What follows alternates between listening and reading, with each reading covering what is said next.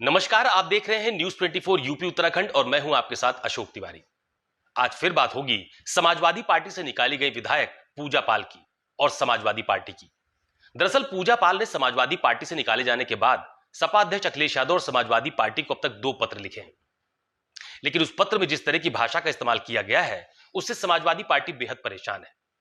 अखिलेश यादव ने आज लखनऊ में एक प्रेस कॉन्फ्रेंस के दौरान यहां तक कह दिया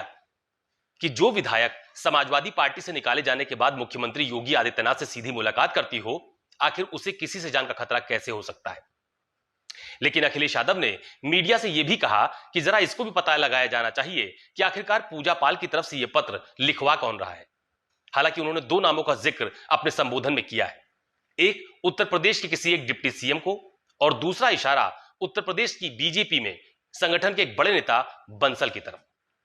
हालांकि बंसल जी का पूरा नाम उनकी तरफ से नहीं लिया गया है, लेकिन इशारा कहीं ना कहीं बीजेपी के राष्ट्रीय महामंत्री सुनील बंसल की तरफ ही है। महत्वपूर्ण बात यह भी है कि दरअसल पूजा पाल के लगातार 2 पत्र लिखने के बाद से अखिलेश यादव ने जिस पीडीए समीकरण की एक संरचना कर रखी है, जिसके बाबत वो लगातार बीजेपी और बीजेपी की सरकार पर तमाम तरह के सवाल उठाते रहते हैं, उसी पीडीए को एक बड़ा डेंट लग सकता है।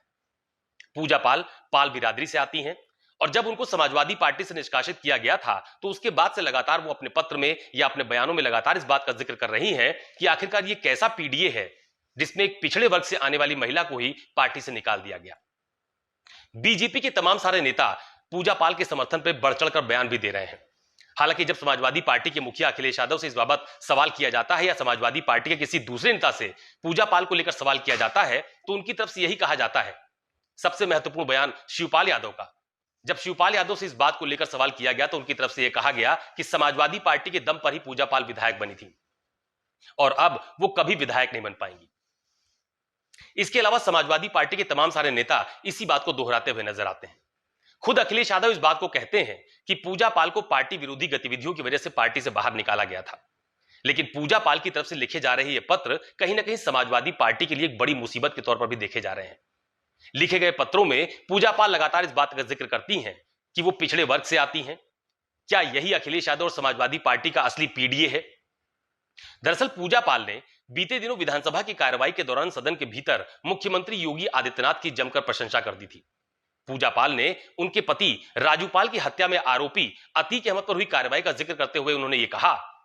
कि जिस तरह की कार्रवाई अतीक अहमद के खिलाफ की गई है उससे कहीं ना कहीं सिर्फ प्रयागराज बल्कि समूचे उत्तर प्रदेश की महिलाएं मुख्यमंत्री योगी आदित्यनाथ का धन्यवाद देती हैं। और न जाने कितने शब्दों का सहारा लेते हुए पूजा पाल ने मुख्यमंत्री योगी आदित्यनाथ की जमकर तारीफ की थी। हालांकि तारीफ करने के कुछ घंटों बाद ही समाजवादी पार्टी के प्रदेश अध्यक्ष श्यामलाल पाल की तरफ से उनको बाकायदा एक पत्र दिया गया और यह कहा गया कि समाजवादी पार्टी की नीतियों के विपरीत पार्टी की विरोधी विचारधारा के साथ चलकर और अनुशासनहीनता करने की वजह से उनको फिलहाल पार्टी से निष्कासित किया जाता है। समाजवादी पार्टी ने यह भी कहा था कि पहले भी उनको इस बात को लेकर ताकीद किया गया था कि वो पार्टी विरोधी गतिविधियों में शामिल ना हो, लेकिन मुख्यमंत्री योगी आदित्यनाथ की लगातार तारीफ करना पूजा पाल पर बहुत भारी पड़ गया। लेकिन महत्वपूर्ण बात यह भी है कि पूजा पाल और समाजवादी पार्टी के बीच ये जो दूरियां बढ़ी, ये सदन में सिर्फ मुख्यमंत्री योगी आदित्यनाथ की तारीफ करना ही नहीं था,